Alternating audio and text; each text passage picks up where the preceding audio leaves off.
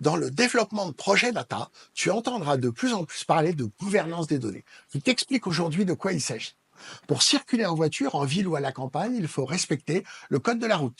Ce sont des règles qui permettent de conduire en sécurité et organisent les relations entre les usagers de la route. La gouvernance des données, c'est le code de la route des projets data. Elle organise la manière dont les data peuvent être utilisées et les règles à respecter. Il y a des règles, par exemple le RGPD, Règlement européen pour la protection des données personnelles.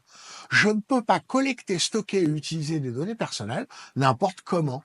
D'ailleurs, avant toute collecte ou utilisation de données personnelles dans une application, tu dois avoir l'approbation de ton DPO, le délégué à la protection des données.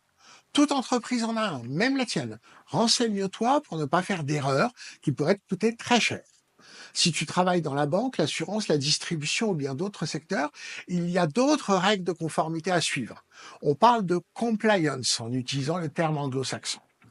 Mettre en place une gouvernance des données, c'est d'abord rédiger ce code de la route, c'est-à-dire expliquer comment les données peuvent être utilisées. C'est le rôle du responsable de la gouvernance. Il va proposer une charte que tu devras lire et appliquer, ainsi que des procédures pour vérifier le bon usage des données. Attention à bien les respecter. Il y a rarement des sanctions liées à une mauvaise application des règles de gouvernance dans l'entreprise. Pas d'amende comme dans le code de la route.